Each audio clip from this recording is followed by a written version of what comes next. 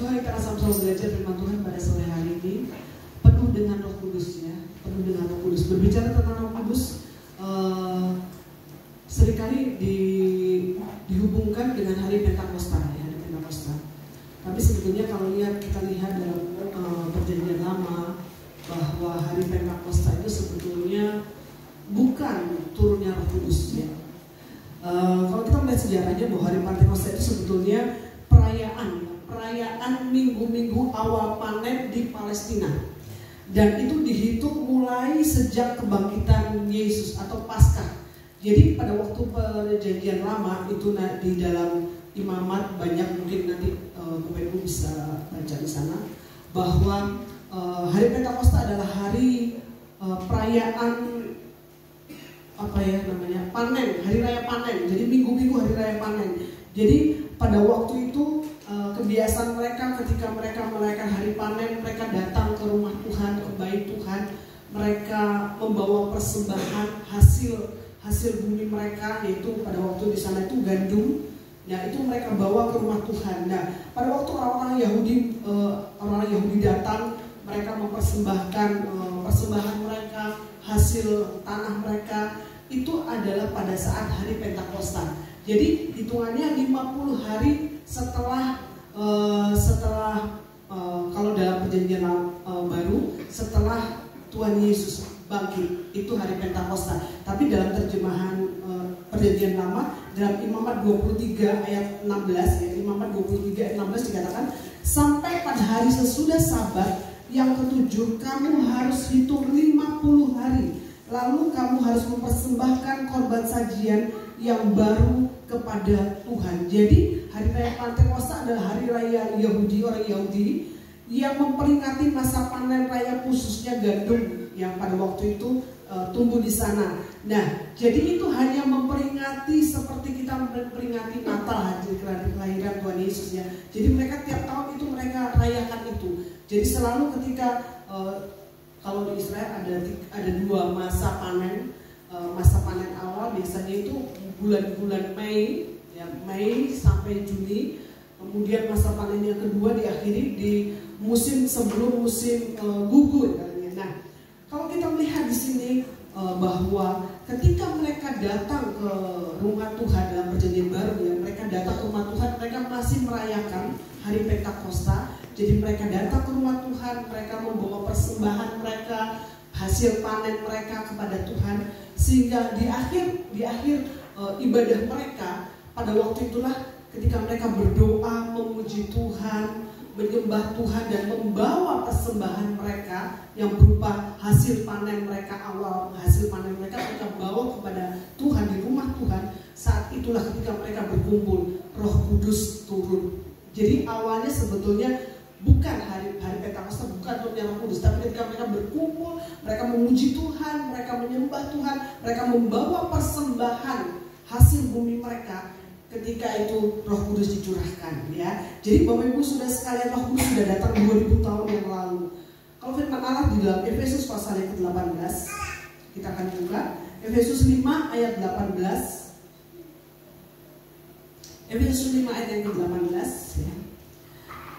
Dikatakan seperti ini, dan janganlah kamu mabuk oleh anggur, karena anggur menimbulkan hawa nafsu, tetapi hendaklah kamu penuh dengan roh. Hendaklah kamu penuh dengan roh. Ayat 19, dan berkata-katalah seorang kepada yang lain dalam mazmur, kidung puji-pujian dan nyanyian rohani.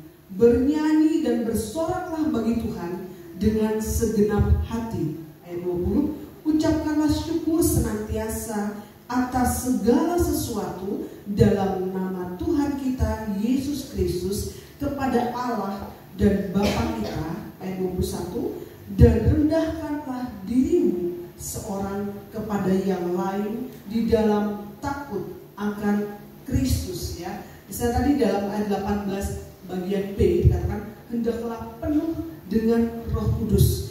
Kalau kita lihat dalam bahasa aslinya, dalam bahasa Yunani itu berarti plero.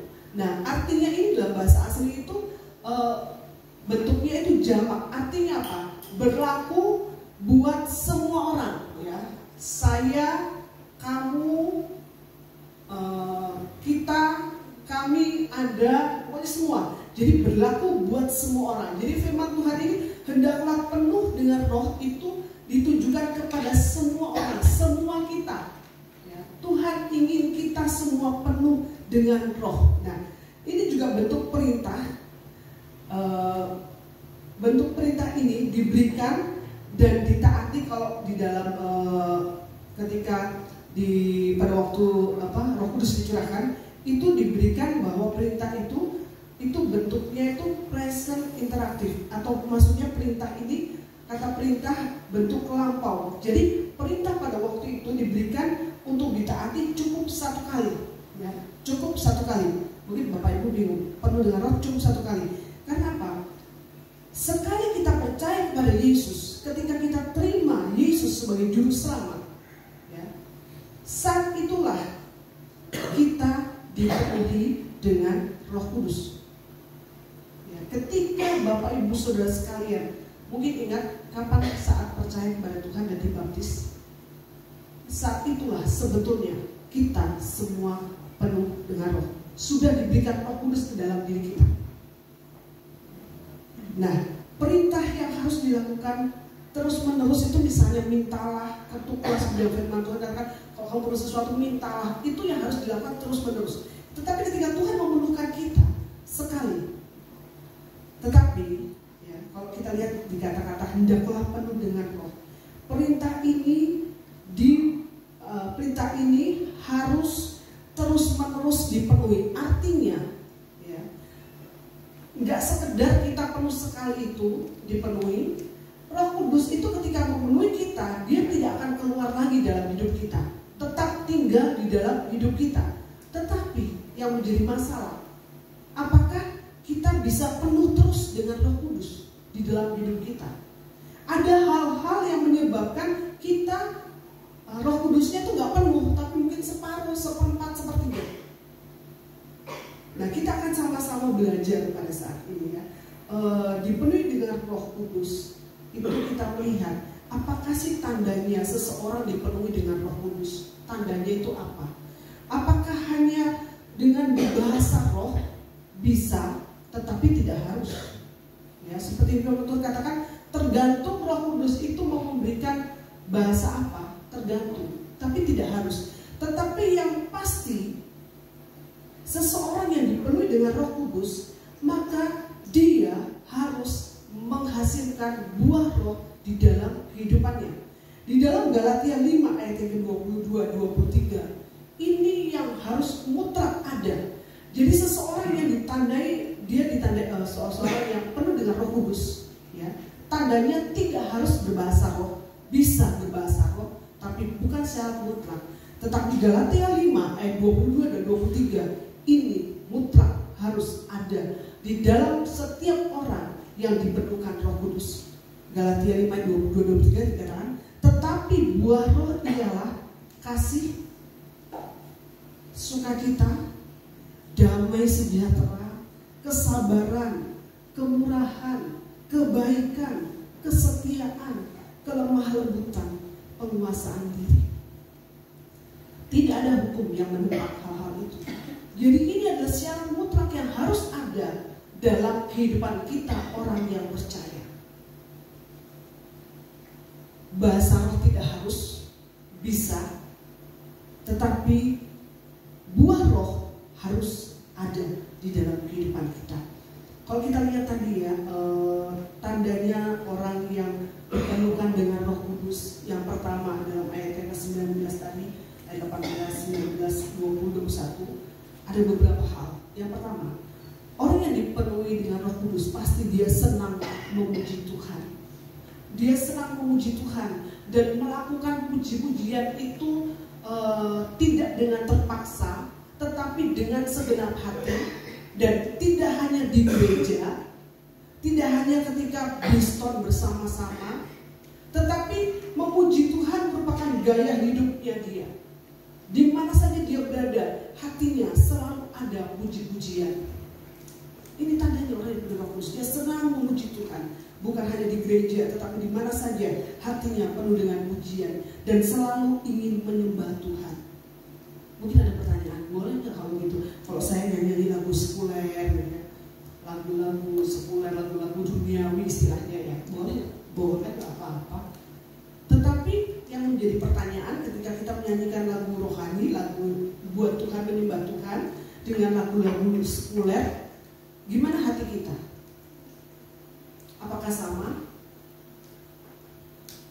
Ketika kita memuji Tuhan, mengucap syukur, tadi dikatakan lakukan dengan segenap hati, dengan sungguh-sungguh, bukan dengan terpaksa. Jadi ketika kita mungkin bersama-sama memuji Tuhan di dalam gereja atau dalam persekutuan di rumah-rumah Biston, mungkin kita ketika kita menaikkan pujian itu kita menikmati kata-katanya, setiap kata-kata itu kita renungkan dan kita amenkan.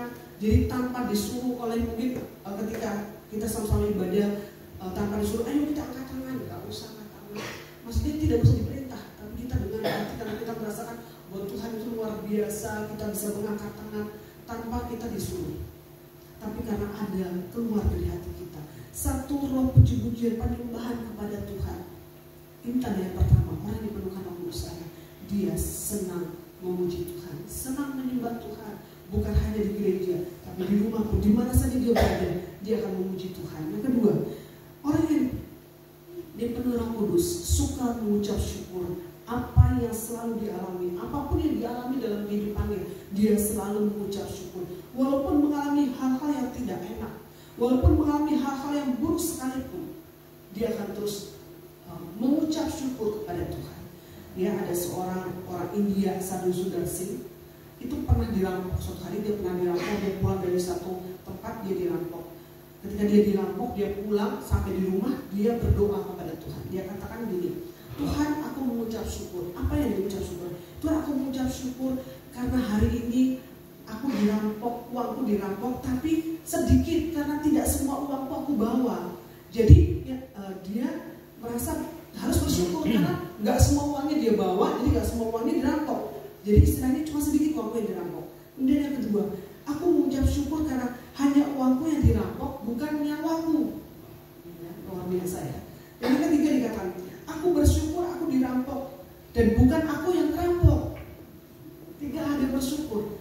Jadi dirampok tapi dia mengucap syukur. Jadi nggak semua kayak kita orang Jawa bisa untung ya, untung semuanya, untung lagi selamat, untung gitu. Jadi inilah gaya hidup bagaimana Sadhu Sundar Singh, dia selalu berusaha untuk mengucap syukur dalam segala keadaan. Ini hal yang luar biasa. Kalau Tuhan izinkan sesuatu di dalam kehidupan kita, mungkin memang tidak enak, tapi mari kita belajar mengucap syukur. Kesaksian tadi boleh memberkati kita semuanya bahwa tidak selalu semua yang kita impikan itu sesuai dengan apa yang kita impikan itu akan terjadi. Tidak selalu seperti itu, bisa seperti itu. Tapi kadang ada hal-hal yang Tuhan izinkan untuk kita melalui satu proses. Ya, kalau anak saya itu saya saksikan, saya selalu katakan jalani. Karena segala sesuatu tidak mungkin terjadi kalau Tuhan tidak kehendaki. Saya katakan bahwa kamu sedang dilatih untuk menjadi wanita yang tangguh, wanita yang kuat. Ada proses pembentukan di sana. Dan benar, ketika selesai 2 tahun, benar-benar kita melihat bahwa Tuhan itu luar biasa. Sehingga dia punya pengalaman pribadi dengan Tuhan. Bagaimana harus bergantung sepenuhnya kepada Tuhan. Menghadapi apapun bergantung, gandol gusti. Jadi mari kita belajar untuk mengucap syukur dalam segala hal. Yang ketiga, orang yang dipenuhkan Roh Kudus tandanya adalah mampu merendahkan diri terhadap orang lain. Mampu merendahkan diri, tidak sombong, merasa diri lebih baik dari orang lain. Mungkin ketika kita bersosialisasi, berhubungan dengan orang lain, bergaul dengan orang lain, kadang-kadang mungkin ada konflik. Dan ketika ada konflik itu, maka orang yang dipenuhkan Roh Kudus, dia akan memilih diam, dia akan memilih mengalah, tidak akan mempertahankan egonya, dia akan memilih untuk tidak membela dirinya. Udah biar aja Tuhan yang bela, mungkin difitnah di apapun, gak masalah. Yang penting hidupnya dengan Tuhan. Jadi orang yang penuh dengan Roh Kudus, dia full of praise, penuh dengan puji-pujian. Dia juga memiliki hati yang mau melayani. Dia memiliki hati yang rendah. Ya. Jadi ciri-ciri orang yang rendah hati itu seperti apa? Orang yang rendah hati dia adalah pendengar yang baik. Orang yang rendah hati itu gak suka berdebat, dia mendengar saja dengan baik. Kemudian orang yang rendah hati dia juga orang yang menyadari kekurangannya dan mau terus memperbaiki diri. Jadi dia sadar apa kekurangannya dan dia tidak berhenti di situ. Dia mau memperbaiki kekurangannya dan dia juga mau belajar untuk menerima kekurangan orang lain, kelebihan orang lain. Dia mau belajar menerima itu. Kemudian dia juga ikhlas menerima kritik dan saran. Ketika ada kritik dan saran disampaikan, dia tidak akan tersinggung, tapi dia terima. Dan ketika dia terima itu, dia akan koreksi dirinya. Kalau memang ada sesuatu yang tidak baik, dia akan bertobat, dia akan berubah, dia akan memperbaikinya. Jadi dia juga tidak akan bersikap memusuhi orang yang mengkritik atau memberikan saran kepadanya. Ini adalah ciri orang yang rendah hati. Kemudian dia juga tidak terlalu banyak bicara tentang dirinya. Jadi kita lihat aja orang yang rendah hati apa gampang dilihat. Bagaimana ketika dia berbicara, apakah lebih banyak menceritakan dirinya sendiri atau orang lain, kita bisa menilai itu. Jadi orang yang rendah hati tidak terlalu banyak bicara tentang dirinya. Orang yang rendah hati mau membantu dan menyenangkan orang lain. Dia tidak fokus kepada dirinya sendiri, tapi dia berusaha untuk mau membantu orang lain. Dia berusaha untuk menyenangkan orang lain. Apa yang bisa dibantu, yang membuat orang lain bahagia, itu yang dilakukan. Kemudian orang yang rendah hati juga berani meminta maaf dan juga berani memaafkan. Ini yang agak susah ya.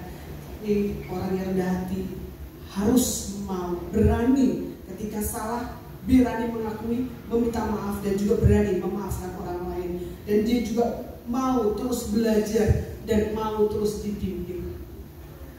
Sebagaimana firman Tuhan katakan, hendaklah kau memiliki hati seorang murid. Ya, jadi mari kita semua memiliki hati seorang murid yang mau terus belajar, yang mau terus dibimbing. Enggak merasa saya sudah bisa, saya sudah mampu, saya nggak perlu bimbingan dari Tuhan. Tidak, tetapi orang yang rendah hati, dia mau terus belajar ya. Mari kita semuanya mau belajar dan kita mau dibimbing, bukan dibimbing dibimbing oleh orang lain yang lebih rohani dari kita.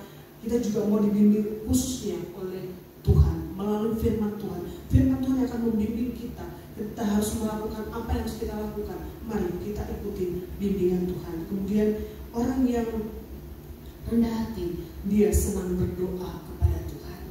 Ya, harus senang berdoa kepada Tuhan. Kalau ada orang yang tidak suka berdoa kepada Tuhan, itu sama saja dia merasa, wah aku mampu, aku nggak perlu Tuhan. Ya, tapi orang yang rendah hati, dia senang berdoa kepada Tuhan. Kemudian kalau kita lihat di dalam Efesus pasal yang kelima ayat 22, nanti baca di rumah ya, Bapak Ibu Saudara. PR Efesus 5 ayat 22 sampai 33 itu adalah kehidupan dalam rumah tangga. Tetapi di dalam dikatakan sana ayat yang ke-20 dikatakan seperti ini. Seorang istri harus apa? Seorang istri harus tunduk kepada suami. Ya. Jadi ini yang saya akan baca ayat 33 saja. Efesus 5 ayat 33. Bagaimanapun juga bagi kamu masing-masing berlaku, kasihilah istrimu seperti dirimu sendiri, dan istri hendaklah menghormati suaminya. Ya, nanti kita akan bahas secara khusus ya. Jadi dalam rumah tangga, ketika suami istri dipenuhi dengan Roh Kudus, pasti akan melakukan hal ini. Suami akan mengasihi istrinya seperti dirinya sendiri, dan istri akan menghormati, tunduk kepada suaminya di dalam segala hal. Ini adalah dalam rumah tangga. Kalau kita melihat, kalau seandainya masing-masing anggota dalam keluarga, anak juga dipenuhi Roh Kudus, anak juga akan mengikuti nasihat firman Allah dalam Efesus 6. Anak-anak juga pasti akan tunduk hormat terhadap orang tua. Demikian juga dengan hamba-hamba, orang yang bekerja, maka dia pasti juga akan taat kepada pimpinannya di dalam perusahaan yang tempat dia bekerja. Itu pasti. Jadi semuanya akan berjalan dengan baik. Ketika seseorang dipenuhkan Roh Kudus, di dalam pekerjaannya dia juga melakukan yang terbaik dengan penuh tanggung jawab. Dalam rumah tangga, suami, istri, anak, orang tua juga sama. Mereka akan melakukan tugas mereka, kewajiban mereka masing-masing dalam rumah tangga, sehingga kehidupan itu akan berjalan dengan baik. Artinya dengan baik bukan berarti tidak ada masalah, bukan, pasti ada masalah, tetapi tetap ada damai sejahtera, tetap ada pengharapan di dalam rumah tangga, tetap ada sukacita dalam rumah tangga, tetap ada ucapan syukur dalam rumah tangga ketika semua anggota keluarga dipenuhkan dengan Roh Kudus. Itu adalah tandanya. Sekarang menjadi pertanyaan, apakah kita, siapa yang mau dipenuhi dengan Roh Kudus? Kalau kita lihat bagaimana indahnya ya, ketika kita hidup dipenuhkan Roh Kudus, pasti hubungan kita dengan sesama anggota keluarga, suami, istri, anak, orang tua akan baik, ya, terjalin dengan mesra, ya, penuh dengan sukacita. Sesuatu yang indah, tetapi yang menjadi pertanyaan, bagaimana cara kita dipenuhi dengan Roh Kudus? Ya, dipenuhi bentuknya itu pasif, artinya Roh Kudus memenuhi kita, tapi tidak berarti kita tuh diam saja. Ya. Memang penuh Roh Kudus itu pasif bentuknya, jadi kita tinggal terima. Tetapi bukan berarti ketika kita terima kita diam saja. Harus ada sesuatu yang kita lakukan supaya Roh Kudus berkenan memenuhi kita. Ya. Namanya saja Roh Kudus, maka Roh Kudus akan memenuhi kita di dalam apa? Kekudusan. Roh Kudus ya, Roh itu kudus. Jadi Roh Kudus akan senang dengan kehidupan yang kudus. Oleh karena itu kekudusan kita peroleh ketika kita belajar taat kepada firman Tuhan. Jadi taat kepada firman Tuhan akan menguduskan hidup kita. Ketika kita hidup dalam ketaatan, Roh Kudus pasti memenuhi kita. Amin. Mari kita belajar hidup dalam ketaatan dari hal yang kecil. 1 Petrus 1 ayat yang kedua, 1 Petrus 1 ayat yang kedua dikatakan, yaitu orang-orang yang dipilih sesuai dengan rencana Allah Bapa kita dan yang dikuduskan oleh Roh supaya taat kepada Yesus Kristus dan menerima percikan darahnya, kiranya kasih karunia dan damai sejahtera makin melimpah atas kamu. Jadi ketika kita hidup dalam ketaatan, Roh Kudus menguduskan kita. Ketika kita hidup dalam dosa, Roh Kudus memang ada di dalam kita, tetapi tidak bisa memenuhi kita. Jadi ketika hidup kita dalam dosa, Roh Kudus tetap ada di dalam kita, tapi dia tidak bisa memenuhi kita dengan maksimal. Semakin banyak kita berbuat dosa, semakin sedikit Roh Kudus memenuhi kita. Tetapi semakin kita menguduskan diri kita dari dosa, maka Roh Kudus akan terus memenuhi kita. Jika kita hidup dalam dosa dan tidak taat terhadap firman Tuhan, maka Roh Kudus tidak bisa memenuhi kita. Maka semakin banyak kita berbuat dosa, sekali lagi saya tekankan di sini, semakin sedikit Roh Kudus memenuhi kita. Bagaimana supaya Roh Kudus memenuhi kita? Buanglah semua dosa-dosa kita. Dosa-dosa itu adalah penghalang yang paling besar untuk kita maju di dalam Tuhan. Untuk kita dipenuhi oleh Roh Kudus. Itu dosa itu luar biasa. Oleh karena itu Ibrani 12 ayat yang pertama dikatakan, Ibrani 12 ayat yang pertama dikatakan, karena kita mempunyai banyak saksi bagaikan awan yang mengelilingi kita, marilah kita menanggalkan semua beban dan dosa yang begitu merintangi kita dan berlomba dengan tekun dalam perlombaan yang diwajibkan bagi kita. Mari kita tanggalkan, mari kita buang segala dosa apapun juga, dari hal yang kecil sampai dosa yang paling besar. Kita tinggalkan semuanya. Sebenarnya tidak ada dosa besar, tidak ada dosa kecil. Dosa adalah dosa di mata Tuhan. Mari supaya Roh Kudus memberi kita, buanglah semua dosa-dosa kita. Semakin banyak kita membuang dosa kita, semakin leluasa Roh Kudus memenuhi kita. Ketika dosa tidak ada, maka Roh Kudus akan memenuhi kita dengan sempurna, benar-benar penuh. Karena katakan hendaklah penuh dengan Roh. Bapak Ibu Saudara kasih dalam Tuhan, mari kita masing-masing kita memeriksa diri kita sendiri. Saya akan akhiri dengan sebuah ilustrasi. Gelas ini kosong ya. Misalnya saja kita penuhi gelas ini seperti hidup kita kosong. Kita penuhi hidup kita dengan dosa.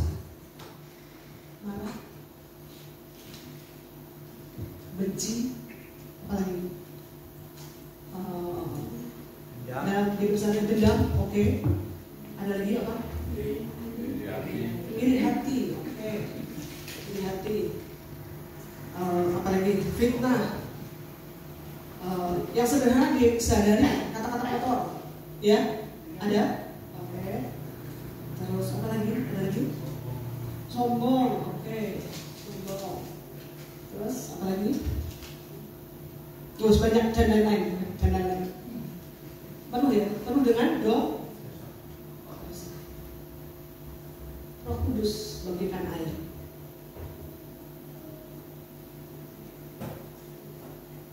Saya akan penuhi ini.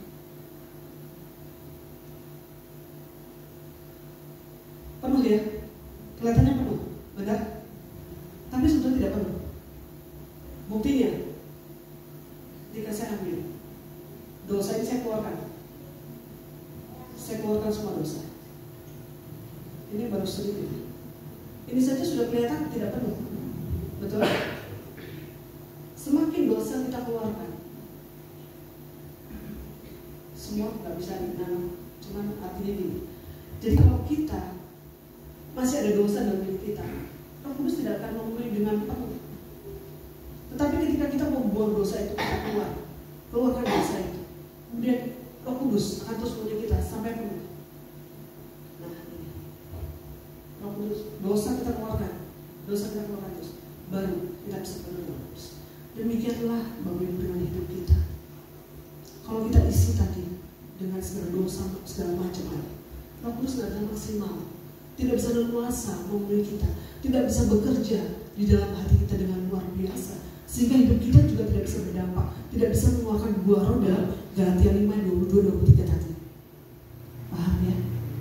Oleh karena itu, Bapak Ibu Saudara sekalian, mari kita masing-masing nggak usah tunjuk kiri kanan.